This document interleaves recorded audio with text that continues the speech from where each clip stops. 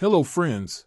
As you know, I'm really passionate about watching movies, and I always try to share the ones with you that truly leave an impact on me. So today, I've brought you a film that I personally loved.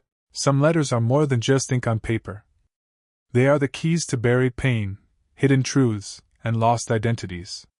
When a mother passes away, she leaves behind 2 letters. One for a brother they never knew existed, and one for the father they thought was dead. 2 siblings begin a journey to the Middle East.